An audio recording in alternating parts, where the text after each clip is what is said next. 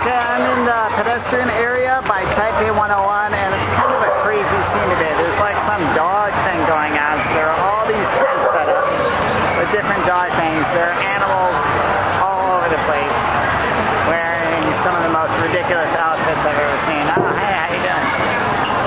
Nice hoodie.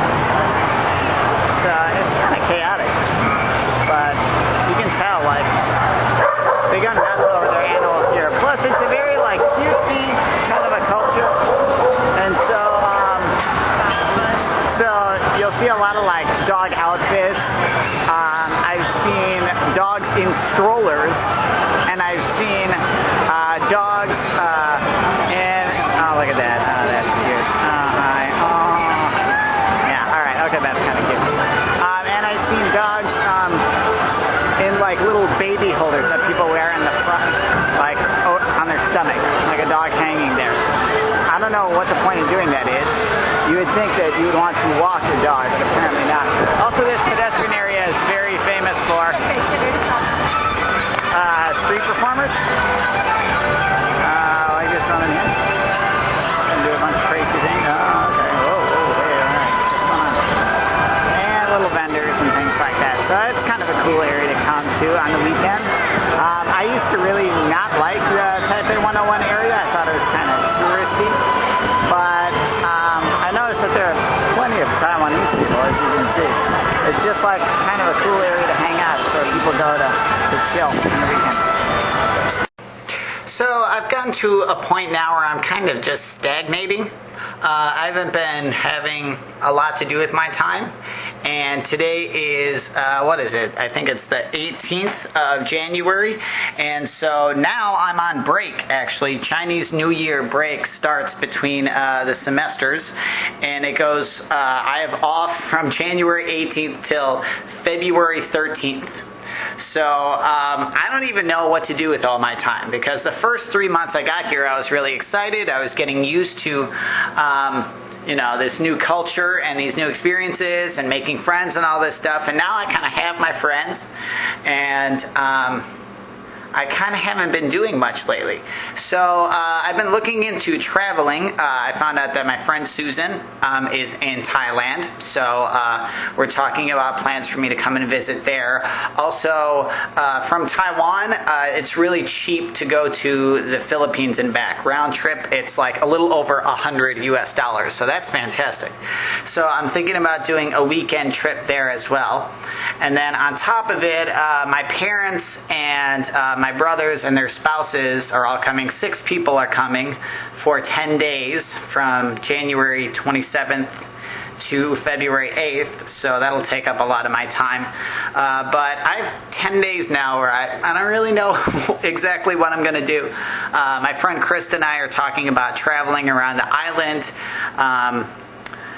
Yeah, but she got sick this week, so I don't know if that's happening. I'll keep you updated, but yeah, I've been here exactly 5 months yesterday. So now I feel like I really know at least Taipei, so I have to at least get out of the city. If not, just leave the country altogether and find a new place to hang out. So that's where I'm at right now. I love how they have the little animated walking green guy. I love that guy. He's got these huge feet and this big old noggin, and he's just loping across, showing you how it's done. I love that guy. I just heard this story and I thought it was really interesting, so I wanted to share it. The belief in ghosts is a very real and pervasive part of this culture. Taiwanese people traditionally do believe in ghosts, and this is how serious it is.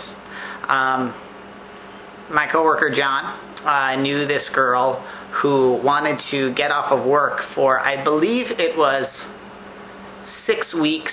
She wanted to go on a trip for 6 weeks.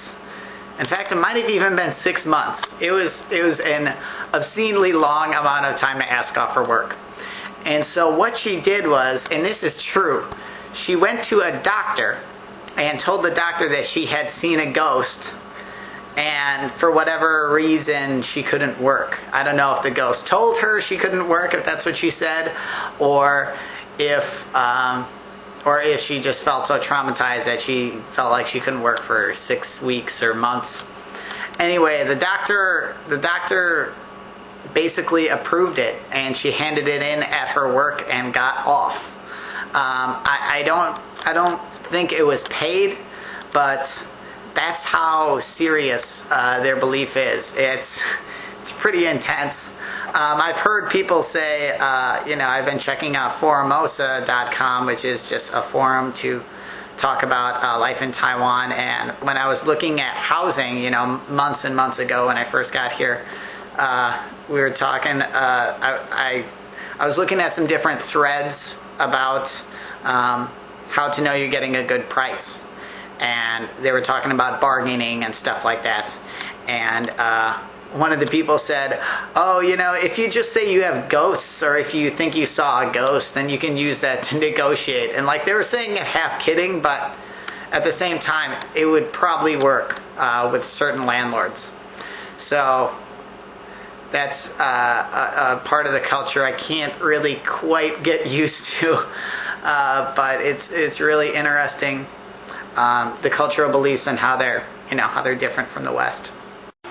So I thought a good thing to do with my time, since I really don't have many plans for break, at least not for the next 9 days or so, is I've been meaning to get my wisdom teeth taken out.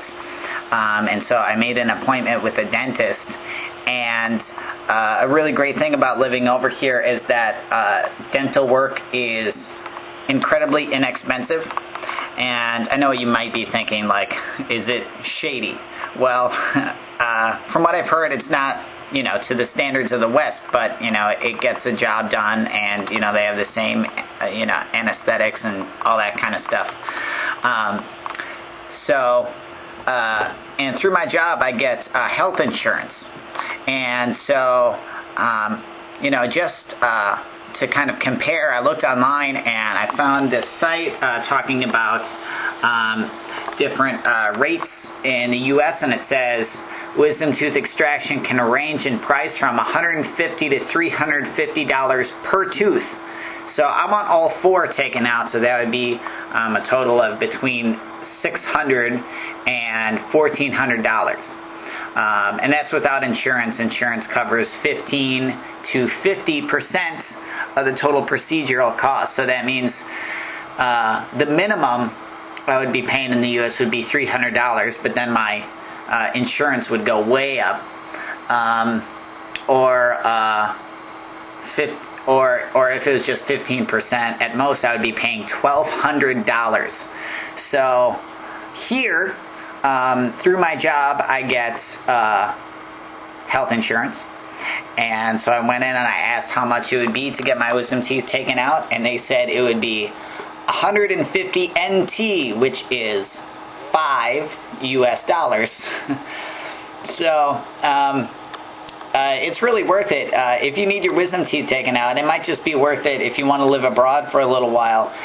That alone, the money you could save on that by coming over here, it would basically pay for your trip, with the amount that you would save, especially if you go to a really nice dentist or you live in like a nicer area, like on the coast or something like that. So the money you would save if you would spend $1,200 in the U.S., just put that money towards a plane ticket, come over here and live for 3 or 6 months, get a contract for a short amount of time, and you would come out even. The only difference would be you would live in Taiwan for 3 to 6 months. So, there is something to be said for, medical tourism or whatever you want to call it. So I made an appointment, and I'm going to go in. I'm a little nervous. But, I have faith that it's going to be fine. People get these surgeries here all the time, and, people I know have had them, and, but I am concerned. We'll see how it turns out.